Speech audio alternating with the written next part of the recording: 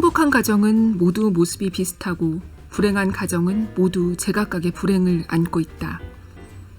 국경의 긴 터널을 빠져나오자 눈의 고장이었다. 나는 아무것도 아니다.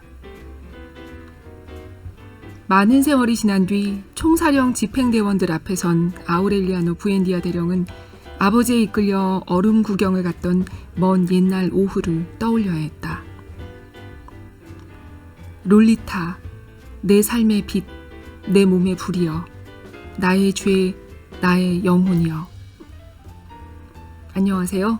골라듣는 뉴스룸의 책 읽는 일요일 북적북적입니다. 저는 조지현입니다. 도입부에 들으신 문장들은 앞에서부터 순서대로 안나 카렌이나 설국, 어두운 상점들의 거리, 백년의 고독, 그리고 북적북적에서 예전에 읽기도 했던 롤리타의 첫 문장이었습니다.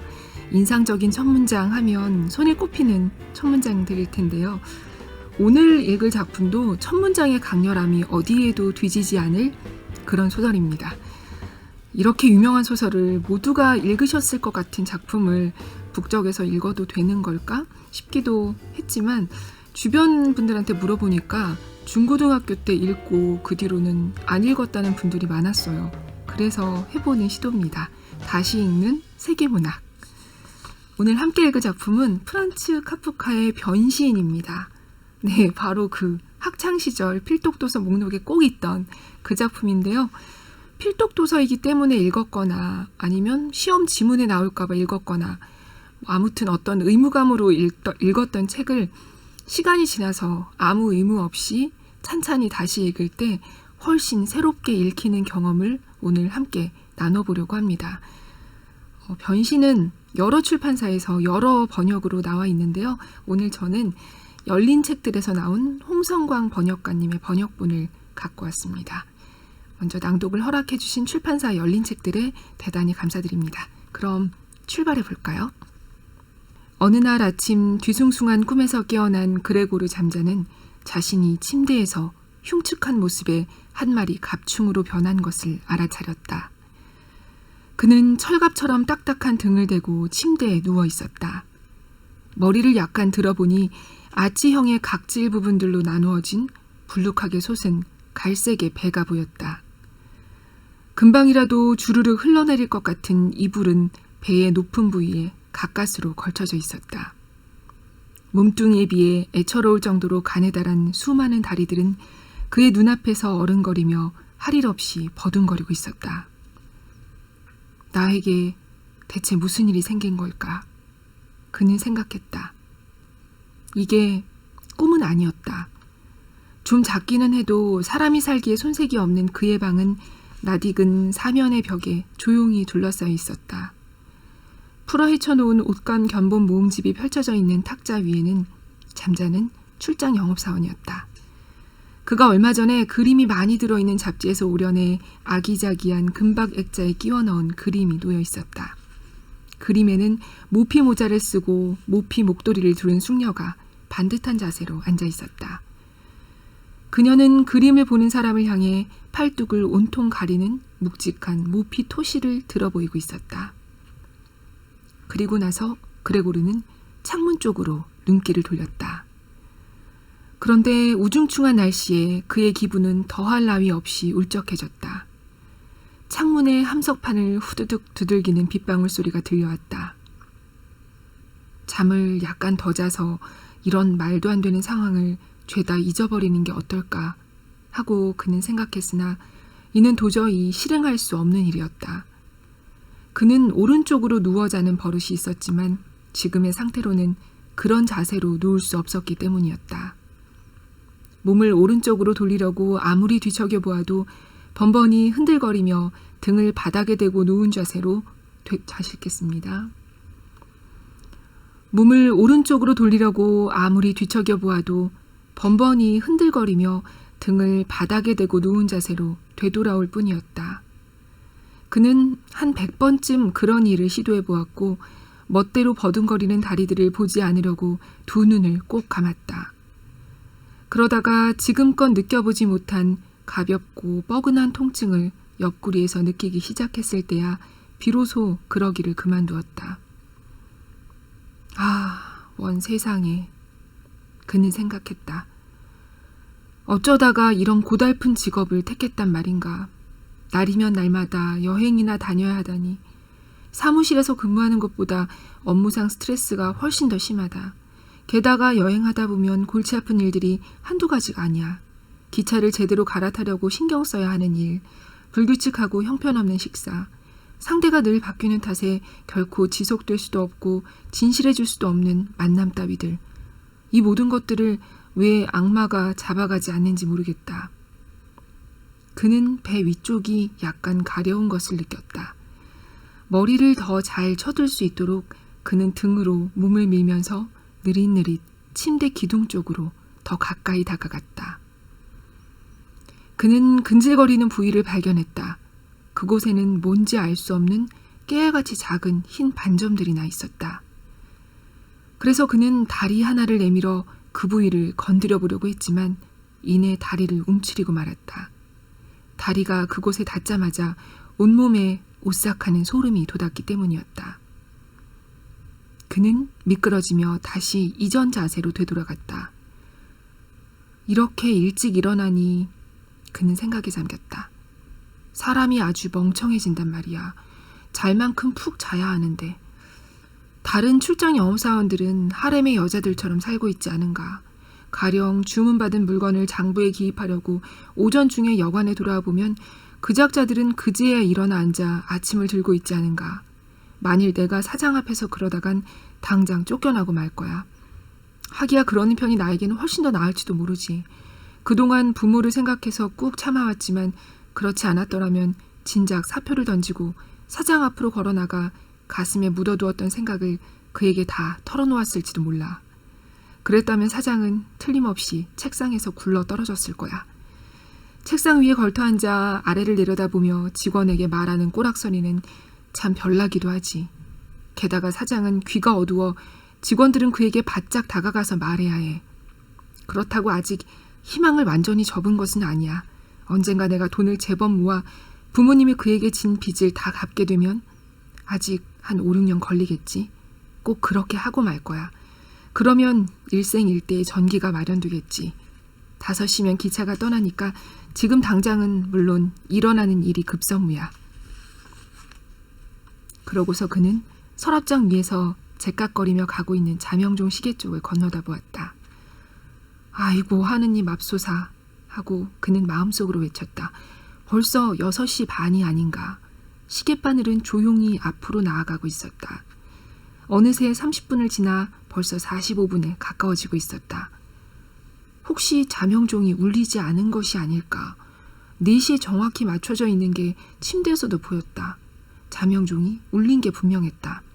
하지만 정말이지 온 방안을 뒤흔들 정도로 요란한 그 소리를 듣고도 마냥 편히 잠잔다는 것이 가능한 일이었을까. 하긴 편히 잠을 잔 것은 아니었다 해도 그런 만큼 깊은 잠에 빠져든 것만은 분명하다. 하지만 그는 이제 어떻게 해야 한단 말인가. 다음 기차는 7시에 있었다. 그 기차를 놓치지 않으려면 불이 나게 서둘러야 했다. 그런데 견본 모음집은 아직 꾸려놓지도 않았다. 그런데다가 기분이 별로 상쾌하지 않았고 몸도 그리 거뜬하지 않았다. 그리고 설령 그 기차를 잡아탄다 해도 사장의 불호령은 피할 수 없을 것이다. 사환 녀석이 5시 기차에 맞춰 대기하고 있다가 그가 타지 않은 사실을 진작 일러 바쳤을 테니까. 사장의 꼭두각시나 다름없는 그는 줏대도 사리분별도 없는 녀석이었다. 이렇게 된 바에야 몸이 아프다고 알리면 어떨까. 하지만 이는 지극히 곤혹스러운 일이고 수상쩍은 핑계일지도 모른다. 그레고르는 회사에 5년간 근무하는 동안 한 번도 아파본 적이 없었기 때문이다. 사장은 의료보험조합의 의사를 대동하고 나타나 게으른 아들을 두었다고 부모님을 질책할 것이 뻔하다. 그리고 의사의 소견을 빌려 어떤 핑계를 대도 묵살해버리고 말 것이다. 의사가 보기에는 아주 건강하면서도 일하기 싫어하는 사람들이 얼마든지 있기 때문이다. 그런데 아닌 게 아니라 이 경우에 그의 견해가 아주 완전히 틀렸다고 할 수 있겠는가. 그레고르는 잠을 오래 자고도 여분으로 좀 남아있는 졸린 기운 말고는 사실 몸의 컨디션이 아주 좋았고 유달리 왕성한 식욕마저 느꼈다. 침대에서 나가야겠다는 결심을 하지 못하고 이 모든 생각에 잠겨있을 때, 이때 바야흐로 6시 45분을 알리는 자명종 소리가 울렸다. 그의 침대 머리맡의 문을 조심스럽게 두드리는 소리가 들렸다. 이어서 그레고리야 하는 소리가 들렸다. 어머니의 목소리였다. 6시 45분이다. 출근 안 할 거니? 참으로 부드러운 목소리였다. 그레고르는 대답하는 자신의 목소리를 듣고 흠칫 놀랐다. 그것은 자신의 예전 목소리임에 틀림없었다. 그렇지만 거기에는 저 아래쪽에서 울려나오는 듯한 억누를 길 없고 고통스러운 찍찍거리는 소리가 섞여 있었다. 그 소리 때문에 그가 하는 말은 첫 순간만 제법 또렷하게 들리다가 뒤이어 메아리치는 울림에 그만 묻혀버리고 말았다. 그래서 그가 무슨 말을 했는지 제대로 알아들을 수 없었다. 그레고르는 상세하게 대답하며 자초지종을 설명하고 싶었지만 자신이 처한 사정이 이러하므로 네네 고마워요 어머니 벌써 일어났어요 라고 말하는 도리밖에 없었다. 문이 나무로 되어 있어 밖에서는 그레고르의 목소리가 변했다는 것을 아마 알아채지 못한 모양이었다. 어머니는 이러한 대답을 듣고 안심한 듯 신을 질질 끌며 가버렸기 때문이다. 하지만 이 짤막한 대화로 인해 다른 식구들도 그레고르가 뜻밖에도 아직 출근하지 않았다는 사실에 주목하게 되었다. 그리고 아버지가 약하긴 하지만 벌써 한쪽 옆문을 주먹으로 두드리는 것이었다. 그레고리야, 그레고리야! 아버지가 소리쳤다. 대체 어찌된 일이니? 그러고 나서 잠시 후 다시 한번 보다 낮은 음으로 그레고리야, 그레고리야! 하고 부르며 대답을 다그쳤다. 하지만 이번에는 다른 쪽 옆문에서 여동생이 나지막한 목소리로 호소하듯 말했다. 오빠, 어디 몸이 안 좋아? 뭐 필요한 거 있어? 그레고르는 양쪽을 향해 대답했다. 이제 준비 다 됐어요. 그는 극도로 세심하게 발음하고 말과 말 사이에 잔뜩 뜸을 들여 자신의 목소리가 이상하게 들리지 않도록 무진 애를 썼다. 아버지도 아침 식사를 하러 돌아갔으나 여동생은 속삭이듯 말했다. 오빠, 문 좀 열어줘. 제발 부탁이야.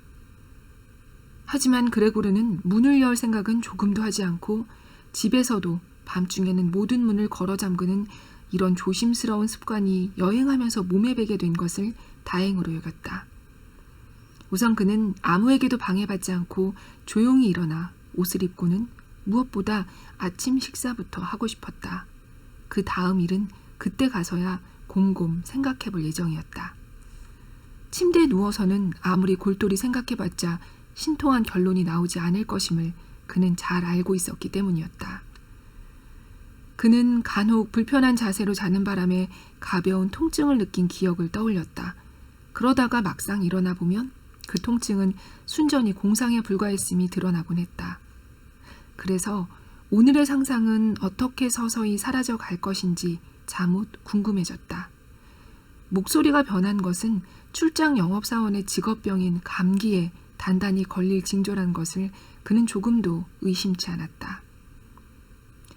이불을 걷어내는 일은 그야말로 식은 죽 먹기였다. 몸을 부풀리기만 하면 되었는데 그러니까 그것이 저절로 흘러내리는 것이었다. 그러나 그 다음부터가 어려웠다. 그의 몸이 엄청 넓게 옆으로 퍼져 있어서 특히 그러했다. 몸을 일으켜 세우려면 팔과 손이 있어야 하지 않겠는가. 그런데 이젠 그런 것 대신에 쉬지 않고 제멋대로 움직이는 수많은 가느다란 다리들밖에 없었다. 더구나 그는 그 다리들을 마음대로 다룰 수 없었다. 어떤 다리는 한번 구부려 보려고 하면 그것이 오히려 맨 먼저 쭉 펴지는 것이었다. 그런데 그 다리로 마침내 그가 원하는 바를 수행하는 데 성공했다손 치더라도 그러는 사이에 다른 다리들은 마치 구속에서 풀려난 듯 고통스럽게 극도로 흥분해서 난리법석을 피웠다. 이렇게 침대에만 죽치고 있다가는 죽도 밥도 안 되겠어. 그레고르는 혼잣말로 중얼거렸다. 먼저 그는 몸의 아랫부분을 움직여 침대 밖으로 나가보려고 했다. 하지만 더군다나 그가 아직 보지도 못했고 어떻게 생겼는지 그럴듯하게 상상조차 할 수 없는 하반신을 움직이는 게 말할 수 없이 어려운 일임을 그는 깨달았다. 그래서 일이 아주 더디게 진행되었다. 그러다가 급기야는 너무 화가 난 나머지 앞뒤 생각하지 않고 앞쪽으로 몸을 냅다 밀쳤다가 그만 방향을 잘못 잡는 바람에 아래쪽 침대 기둥에 세차게 부딪히고 말았다. 쿡쿡 쑤시고 화끈거리는 듯한 통증이 느껴졌다. 보아하니 현재로서는 하반신이 그의 몸에서 가장 예민한 급소인 모양이었다. 이 때문에 그는 먼저 상반신을 침대 밖으로 나오게 하려고 머리를 침대 가장자리 쪽으로 조심스럽게 돌렸다. 이 동작은 힘들이지 않고 쉽게 할 수 있었다. 몸뚱이가 넓적하고 무거웠지만 결국 머리가 돌아가는 방향을 따라 서서히 움직였다. 하지만 이윽고 머리가 침대 밖에 허공에 떠있게 되자 이런 식으로 계속 밀고 나가기가 덜컥 겁이 났다. 그러다가 마침내 몸이 떨어지기라도 하면 기적이 일어나지 않고는 머리를 다치는 수밖에 없을 것 같아서였다. 그런데 어떤 일이 있더라도 바로 지금은 의식을 잃어서는 안 되었다. 그래서 차라리 침대에 그냥 머물러 있기로 했다. 다시 같은 노력을 기울인 끝에 그는 아까와 같은 자세로 돌아와 안도의 한숨을 쉬었다. 하지만 다시 그의 가느다란 다리들이 더욱 못되게 굴며 서로 아기다툼을 벌이는 모습이 보였고 이렇게 제멋대로 굴다가는 안정과 질서를 회복할 가능성이 없어 보였다. 그는 다시 혼잣말로 중얼거렸다. 침대에 그냥 죽치고 있을 수는 없어. 어떤 희생이 있더라도 침대에서 벗어날 수 있는 희망이 조금이라도 있다면 그러는 편이 최고 상책이야. 그러나 문이 다시는 열리지 않았고 그레고르가 아무리 기다려봐도 말짱 허사였다. 아침에 문이 꽁꽁 잠겨있을 때는 다들 들어오려고 법석을 떨더니 문이 다 열려있는 지금은 아무도 들어오려고 하지 않았다. 한쪽 문은 아침에 그가 열었고 다른 쪽 문들은 분명 그가 잠들어 있는 동안 누군가 열어놓은 모양이었다. 그리고 이제 열쇠들도 모두 바깥쪽에 꽂혀 있는데 말이다. 밤늦게야 거실에 불이 꺼졌다. 그로 보아 부모님과 여동생은 밤늦게까지 잠자리에 들지 않은 게 분명했다. 세 사람 모두 지금 조심조심 발끝으로 걸으며 멀어져가는 소리가 또렷이 들렸기 때문이었다. 이제 내일 아침까지는 아무도 그레고르의 방에 들어오지 않을 것이 분명했다. 따라서 그는 이제 어떻게 자신의 생활을 새로 꾸려나가야 할 것인가에 대해 아무런 방해도 받지 않고 곰곰 생각해볼 시간을 넉넉히 갖게 되었다. 그러나 그가 속절없이 납작 엎드려 있지 않을 수 없는 높다랗고 휑한 방이 그의 마음을 불안하게 했다. 왜 이런 마음이 드는지는 통 알 수 없었다. 그가 무려 5년 동안이나 살아온 자신의 방이건만 그는 반쯤은 자신도 모르게 몸을 돌린 뒤 왠지 알 수 없는 가벼운 수치심마저 느끼며 소파 밑으로 급히 기어들어갔다. 등이 약간 눌리고 고개도 이젠 쳐들 수 없었지만 금세 마음이 편안해졌다. 딱 하나 유감스러운 점이라면 이제 그의 몸이 너무 넓적해서 소파 밑으로 완전히 들어갈 수 없다는 것뿐이었다. 그는 밤새도록 그곳에서 지냈다. 그동안 때로는 얕은 잠에 들었다가 배가 고픈 나머지 몇 번이고 놀라 벌떡 잠이 깨기도 했고 때로는 걱정에 사로잡히거나 막연한 희망을 품으며 시간을 보내기도 했다. 하지만 이 모든 생각의 결과 우선은 침착하게 행동해야 한다는 결론을 얻게 되었다.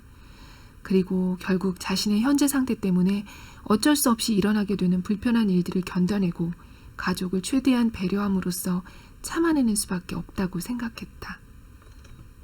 원참 그가 어딘가에는 있어야 하지 않겠는가.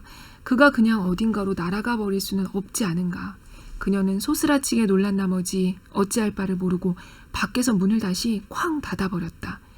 그러나 자신의 행동을 후회라도 했는지 곧 다시 문을 열고는 마치 중환자나 낯선 사람 곁으로 다가오기라도 하듯 발끝으로 조심조심 들어왔다. 그레고르는 소파의 가장자리까지 머리를 내밀고 그녀를 쳐다보았다. 자신이 우유를 마시지 않고 그냥 내버려둔 것을 혹시 알아차릴까?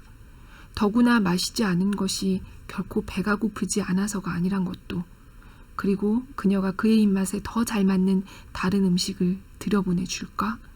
만약 그녀가 자발적으로 그 일을 하지 않는다면 그러도록 주의를 환기시키느니 차라리 굶어 죽고 말 거야.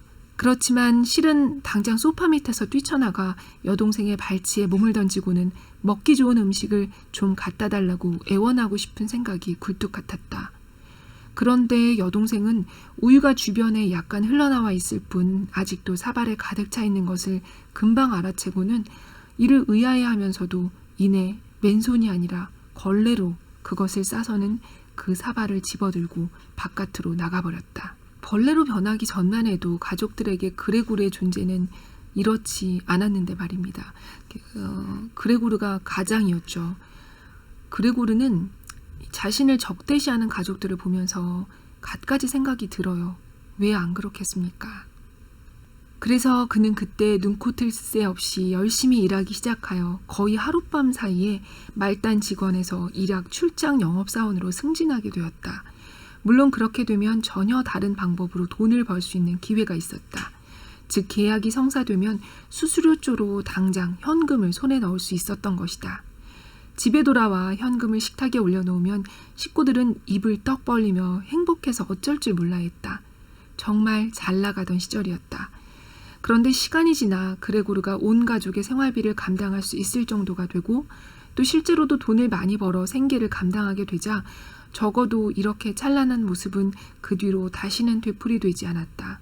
가족뿐만 아니라 그레고르도 사실 그런 것에 익숙해져 버린 것이었다.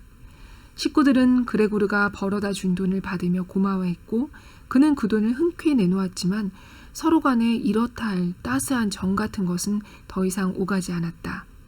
그래도 여동생만은 그레고르와 가깝게 지냈다. 그리고 자신과 달리 음악을 무척 좋아하고 심금을 울릴 정도로 기가 막히게 바이올린을 연주할 줄 아는 여동생을 그는 내년에 음악학교에 보내주려고 은밀하게 계획하고 있었다. 그러려면 돈이 엄청나게 들겠지만 비용 따위는 생각하지 않기로 했다. 그리고 어떻게 해서든 그 돈을 대줄 수 있으리라 생각했다. 그레고르가 잠시 집에 와 있을 때면 가끔 여동생과 음악학교 이야기를 나누곤 했다. 하지만 그건 언제나 이루어질 수 없는 아름다운 꿈에 불과했고 부모님은 이런 철없는 이야기를 아예 귀담아 들으려고도 하지 않았다. 하지만 그레고르는 이에 대해 아주 확고한 계획이 서 있었고 성탄절 저녁에 그 계획을 엄숙하게 발표할 예정이었다. 몸을 반드시 세우고 문 옆에 바짝 붙어 밖에서 들리는 소리를 엿듣고 있는 동안 지금 같은 처지에서는 아무짝에도 쓸모없는 상념들이 그의 뇌리를 스치고 지나갔다. 때때로 온몸에 피로가 몰려와 더는 귀를 기울일 수 없게 되어 자신도 모르게 그만 머리를 문에 부딪히기도 했지만 그때마다 그는 얼른 머리를 다시 똑바로 세웠다. 부딪힐 때 난 조그마한 소리가 옆방까지 들린 모양인지 다들 입을 다물어버렸기 때문이었다. 또 뭔 짓을 하는 모양이지. 잠시 후 아버지의 목소리가 들렸다. 문 쪽을 향해 말하는 소리가 분명했다. 그제야 대화가 끊어졌다가 점차 다시 시작되었다. 그레고르는 점점 내가 있는 곳이 진짜 어디지? 내가 나인가? 이런 생각들까지 하게 돼요. 예전의 나, 인간의 모습이었을 때 나와 지금의 나 사이에서 진짜 내가 누구인지, 그런 와중에 이 그레고르의 여동생과 어머니가 그레고르 방의 가구들을 치워버리려고 해요. 그때 그레고르는 내가 인간이었다는 것을 잊어버리게 되지 않을까 하는 생각을 하게 되는데요. 이 부분 잠깐 읽어보겠습니다. 가구를 모두 치워버리면 걔 병세가 나아지려는 희망을 깡그리 포기하는 것처럼 보이지 않겠니? 그리고 걔 혼자 무정하게 내버려두는 것처럼 보이지 않겠니? 방을 원래 상태대로 놓아두는 게 제일 좋겠다. 그래야 걔가 다시 우리에게 되돌아왔을 때 하나도 변한 게 없음을 알고 그동안의 일을 보다 수월하게 잊을 수 있지 않겠니? 어머니의 이러한 말을 들으며 그레고르는 이 2달 동안 자신의 머릿속이 뒤죽박죽이 된 게 아닌가 싶었다. 식구들에게만 애워싸여 날이면 날마다 똑같은 생활을 하는 탓에 사람들과 직접 대화를 나누지 못하는 바람에 말이다. 그게 아니라면 어떻게 자신의 방이 텅텅 비어버리기를 진지하게 바랄 수 있단 말인가. 너무 고립되어 지낸 탓이라고 밖에는 도저히 설명할 길이 없었다. 대대로 물려받은 가구들로 꾸며진 따스하고 아늑한 방을 삭막한 동굴로 바꾸고 싶은 생각이 정말 있었던 걸까. 물론 방이 텅 비게 되면 사방으로 마음대로 기어다닐 수야 있겠지만 이와 동시에 자신이 과거에 인간이었다는 사실을 금세 깡그리 잊어버리게 되지는 않을까. 하긴 그는 지금 벌써 거의 잊어먹고 있었다. 그러다가 오랜만에 어머니 목소리를 듣고 정신이 번쩍 든 것이었다. 아버지와 어머니도 그렇지만 특히 이 그레고르의 여동생 그레테는 주인공 그레고르가 아까 들으셨다시피 내가 열심히 돈 벌어서 동생 학교 보내야지 하고 생각했던 굉장히 애착이 있던 인물이었고, 그레고르가 벌레로 변한 초기에는 그나마 가족 중에서 음식도 챙겨주고 그레고르를 그럭저럭 살펴주던 인물이었는데, 시간이 지날수록 오빠에 대해서, 쓸모가 다한 오빠의 존재에 대해서 가장 가혹한 태도를 보이는 것 또한 동생입니다.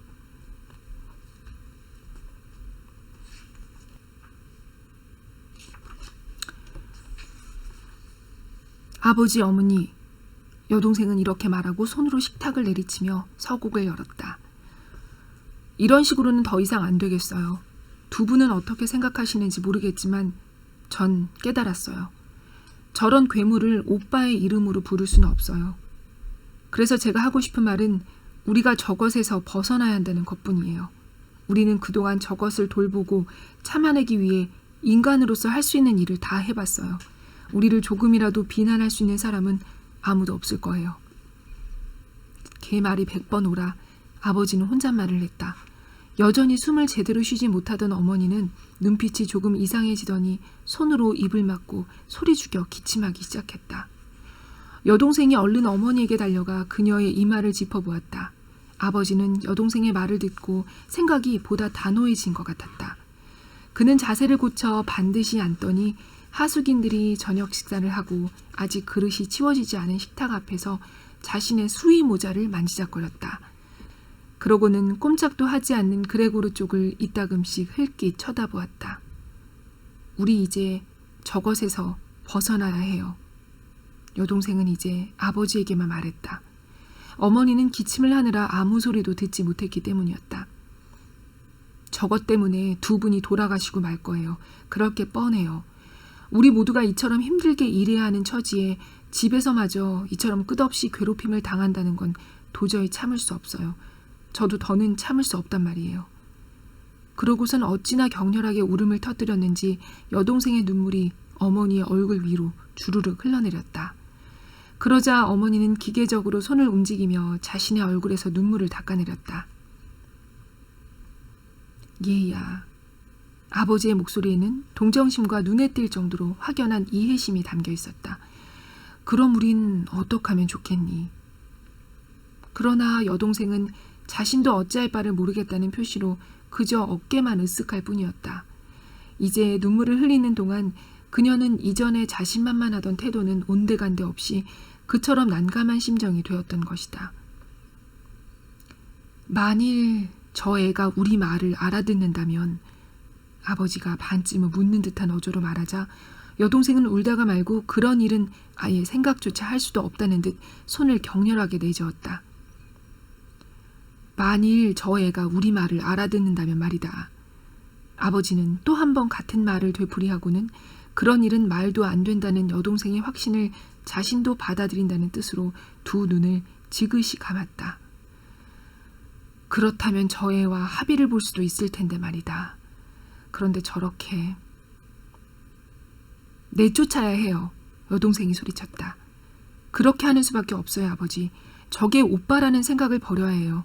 우리가 오랫동안 그렇게 생각해 왔다는 게 바로 우리의 진짜 불행이에요. 하지만 저게 어떻게 오빠일 수 있겠어요?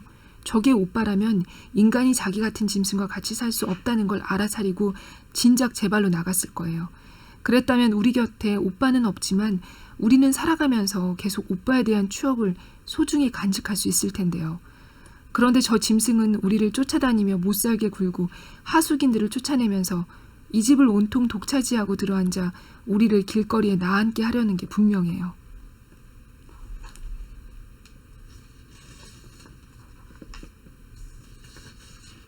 네, 여동생의 얘기는 진짜 이 벌레가 오빠라면 아마 우리 사정을 이해해서 자신이 뭔가를 하지 않았겠느냐. 그렇지 않은 걸 봐선 이 오빠가 아니다. 이것이라고 부르죠. 이후에 펼쳐지는 이야기는 책으로 읽으실 분들에게 너무 스포일러라서 다 읽지는 않겠습니다. 카프카의 변신에 대해서는 매우 여러 가지 해석이 있는데요.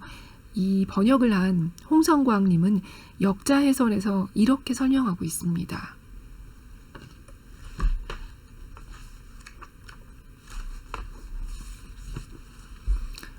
변신은 1913년 11월 말에서 12월 초에 쓰여 1915년에 출간되었다. 이 중편에서는 주인공 그레고르의 의식의 흐름이 내면 독백의 형식으로 서술되며 어떤 화자도 끼어들지 않고 그레고르의 생각들이 직접적이고 즉각적으로 표현되고 있다. 선고, 시골 의사와 함께 오이디푸스 콤플렉스를 다룬 이 작품은 현대사회에서 자기 존재의 의의를 잃고 살아가는 소외된 인간 모습을 형상화한 표현주의적 소설이며 실존의 문제성을 다루고 있어 실존주의 소설로 간주되기도 한다. 네, 저는 나라는 존재가 진짜 뭔지, 그리고 나의 쓸모가 다했을 때 나는 그럼 어떤 가치를 갖고 존재해야 하는 것인지 제가 고민이 많아서 그런지 그레고르에게 굉장히 애착이 갔습니다. 그리고 이 소설에서는 하루아침에 벌레가 된다는 굉장히 극적인 설정으로 그려졌지만 살면서 어떻게 보면 이렇게 내가 어찌할 수 없는 일들이 생겨나는 게 소설에만 있는 일은 또 아닌 것 같아요. 변신의 결말은 정말 비정한데요. 흥미롭게도 이 작가 무라카미 하루키는 자신의 작품에서 그레고르를 살려내기도 합니다. 카프카에 대한 오마주로 쓴 사랑하는 잠자라는 단편인데요. 이 소설에서는 어느 날 갑자기 깨어보니까 내가 그레고르 잠자라는 사람이 돼 있는 상황에서 이야기가 시작합니다. 이 얘기도 궁금하시죠? 이 소설은 여자 없는 남자들이라는 소설집에 실려 있습니다. 네, 오늘도 진짜 짧지 않은 시간 함께 해주셔서 감사합니다. 오늘 어떻게 들으셨는지 굉장히 궁금한데요. 변신이 아마도 북적북적 굉장히 초기에 읽었던 미하엘 앤드의 모모와 함께 청취자분들께서 가장 많이 읽으셨던 책을 낭독한 게 아닐까 싶기도 해요. 전에 북적북적에서 저희가 같이 읽었던 강상중님의 나를 지키며 일하는 법이라는 책에 나오는 독서법 중에 날 것과 말린 것을 적절히 조화롭게 읽는다는 내용이 있었죠. 오랫동안 살아남아서 계속해서 읽히는 책을 말린 것이라고 그때 표현했었는데 제가 올해는 이렇게 시간을 버틴 책들, 말린 것, 그리고 누군가가 온 힘을 다해서 쌓아 올린 세상, 촘촘한 허구, 소설을 많이 읽겠다는 계획을 연초에 세우고 그동안 막 몇 년을 들고 다니면서 100페이지 정도 읽다가 포기하고 기억 안 나서 또 처음부터 읽다가 포기하고 이러던 책들을 다시 읽기 시작했고 그래서 막 다 완독을 하고 그리고 또 예전에 읽기는 했지만 제대로 이해하지 못한 채 빨리빨리 읽어버렸던 책들을 다시 읽고 있거든요. 사실 여기서 같이 읽고 싶은 소설도 많았는데 대사가 많아서 번번이 포기해요. 대사가 많지 않은 소설을 발견하면 이렇게 변신처럼 또 읽어보도록 하겠습니다. 지난번 책 오늘도 무사 들으시고 팟빵에 소중한 댓글 남겨주신 분들 계시죠. 아씨1202님 오늘도 무사 이 책 너무 좋아하는데 소개해 주셔서 고맙다고 행복하게 들었다고 해주셨어요. 그리고 로망투우님은 사는 게 바쁘고 정신없는 가운데 북적북적을 굉장히 오랜만에 들어서 반갑다고 다시 열심히 듣겠다고 해주셨습니다. 네, 다들 항상 이렇게 댓글을 달아주실 때 감사하다고 써주시는데 제가 더 감사합니다. 저는 3주 뒤인 5월 5일 어린이날에 찾아뵙겠습니다. 안녕히 계세요.